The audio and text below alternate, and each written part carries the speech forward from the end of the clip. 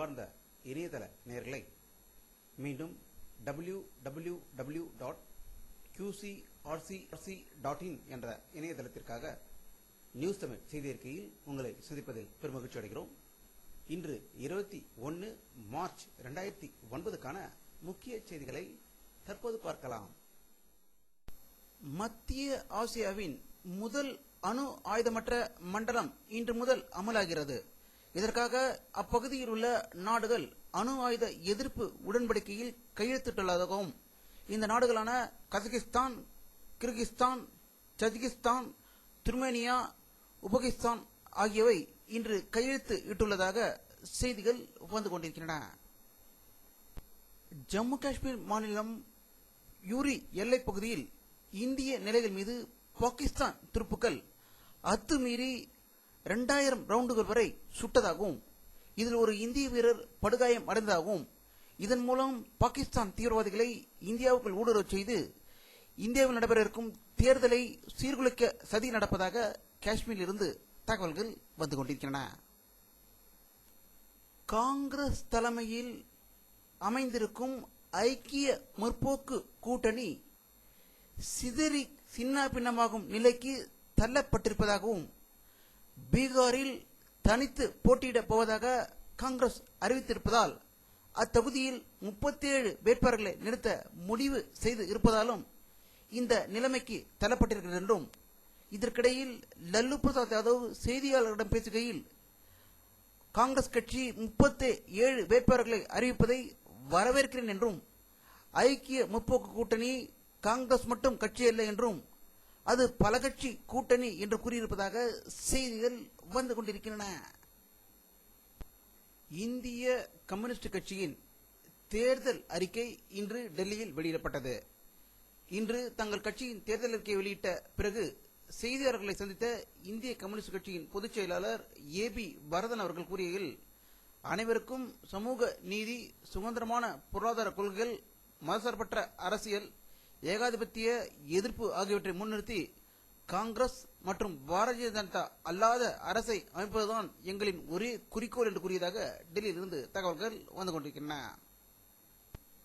ஆந்திர முதலமைச்சர் திரு ராஜசேகர ரெட்டி வெளியிட்டுள்ள ஒரு செய்தி அறிக்கையில் மீண்டும் ஆந்திராவில் காங்கிரஸ் ஆட்சி அமையும் என்று உறுதி அளித்ததாக செய்திகள் வந்து கொண்டிருக்கின்றன. காங்கிரஸ் கட்சி ஆந்திராவில் பல சிக்கல்களில் மாட்டி தவித்துக் கொண்டிருப்பது குறிப்பிடத்தக்கது. இலங்கை தமிழர் பிரச்சினை குறித்து பேசியதற்காக தேசிய பாதுகாப்பு சட்டத்தில் கைது செய்யப்பட்ட இயக்குநர் சீமான், மதிமுக கொள்கை பரப்பு செயலாளர் நாஞ்சில் சம்பத் மற்றும் கொளத்தூர் மணி ஆகியோரை விடுவிக்க வலியுறுத்தி மதிமுக சார்பில் சென்னை கலெக்டர் அலுவலகத்தில் இன்று காலை ஆர்ப்பாட்டம் நடைபெற்றதாகவும், இதில் கம்யூனிஸ்ட் கட்சி தலைவர் திரு தா பாண்டியன் மற்றும் இலங்கை பாதுகாப்பு அமைப்பை சார்ந்த பலர் கலந்து கொண்டதாக சென்னையிலிருந்து தகவல்கள் வந்து கொண்டிருக்கின்றன. சென்னை வந்துள்ள இந்திய ஜனாதிபதி பிரதீபா பட்டேல் அவர்கள் சென்னையில் உள்ள ராணுவ அதிகாரிகள் பயிற்சி மையத்தில் விழாவில் கலந்து கொண்டு பேசிய போது, பயங்கரவாத செயல்களை இந்தியா உறுதியான நடவடிக்கைகளால் ஒடுக்கும் என்று கூறியதாக சென்னையிலிருந்து செய்திகள் வந்து கொண்டிருக்கின்றன. சென்னை நந்தம்பாக்கம் வர்த்தக மையத்தில் உலக மகளிர் நல மாநாடு நடந்து வருகிறது. உலகத்திலிருந்து 22 நாடுகளைச் சேர்ந்த மகளிர் இதில் கலந்து கொண்டதாகவும், டெல்லி முதல்வர் ஷீலா தீட்சித் அவர்கள் சாதனை பெண்களுக்கு பாராட்டும் பத்திரமும் வழங்கியதாக செய்திகள் வந்து கொண்டிருக்கின்றன. காங்கிரஸ் கட்சியின் பொதுச் செயலாளர் ராகுல் காந்தி அவர்கள் வரும் 25ஆம் தேதி மார்ச் மாதம் பாண்டிச்சேரிக்கு வருகை தந்து அங்கு இளைஞர் மாநாட்டில் பேச இருப்பதாக புதுச்சேரியிலிருந்து செய்திகள் வந்து கொண்டிருக்கின்றன. RSS இயக்கத்தின் தலைவராக இதுவரை பதவி வகித்து வந்த KS சுதர்சன் அவர்கள் உடல்நலக் குறைவு காரணமாக இன்று பதவியிலிருந்து ஓய்வு பெறுவதாகவும், RSS இயக்கத்தின் புதிய தலைவராக மோகன் பகத் பொறுப்பேற்று உள்ளதாக நாக்பூரிலிருந்து தகவல்கள் வந்து கொண்டிருக்கின்றன. பீகார் மாநிலம் கயா மாவட்டம் பரையா சுராரு ரயில் நிலையங்களுக்கிடையே உள்ள தண்டவாளத்தின் கீழ்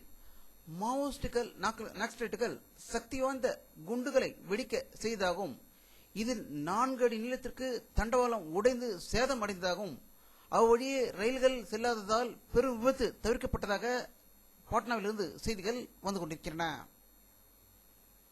லண்டன் நகரில் எடுக்கப்பட்ட ஒரு சர்வேயில் குழந்தைகள் 1/3 பகுதியினர் தூங்கும்போது தன்னுடைய அருகில் மொபைல் போனை வைத்து தூங்குவதாகவும், பிரிட்டனில் உள்ள குழந்தைகளில் 10 பேர் செல்போனிற்கு அடிமையாக இருப்பதாக செய்திகள் வந்து கொண்டிருக்கின்றன. இதே நிலைதான் இந்தியாவில் வருங்காலங்களில் ஏற்பட அதிக வாய்ப்புகள் இருப்பதாக வல்லுநர்கள் கருத்து தெரிவித்திருக்கிறார்கள்.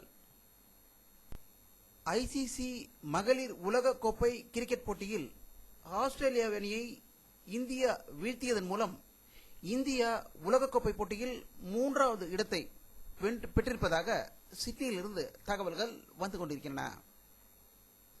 நியூசிலாந்தில் ஹாமில்டன் நகரில் நடந்த இந்தியா நியூசிலாந்து அணிகளுக்கு இடையான டெஸ்ட் போட்டியில் இந்திய அணி நியூசிலாந்தை 10 விக்கெட்டுகள் வித்தியாசத்தில் வீழ்த்தி முதல் டெஸ்ட் போட்டியை வென்றதாகவும், ஆட்ட நாயகனாக 160 ரன்கள் எடுத்த சச்சின் டெண்டுல்கர் தேர்ந்தெடுக்கப்பட்டதாகவும், ஹர்பஜன் சிங்கின் அபார பந்து வீச்சால் இந்திய வெற்றி வாய்ப்பு அடைந்ததாகவும் நியூசிலாந்திலிருந்து தகவல்கள் வந்து கொண்டிருக்கின்றன.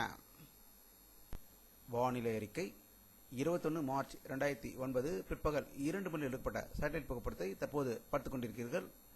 தென்காசி பகுதிகளில் மேற்கு தொடர்ச்சி பகுதிகளில் மேகமூட்டங்கள் இருப்பதும், வங்கக்கடலில் அதிக மேகங்கள் தெரிவதால் இன்னும் ஓரிரு நாட்களில் அவை தமிழகத்துக்கு வருமா என்று நாளை மறுநாள் வரும் சேட்டலைட் புகைப்படத்தை பார்த்து தெரிந்து கொள்ளலாம். இத்துடன் இந்த செய்தி அறிக்கை நிறைவடைகிறது. மீண்டும் நியூஸ் தமிழ் செய்தி அறிக்கையில் உங்களை சந்திக்கும் வரை உங்களிடமிருந்து விடைபெறுவது உங்கள் கே. பாலாஜி. நன்றி.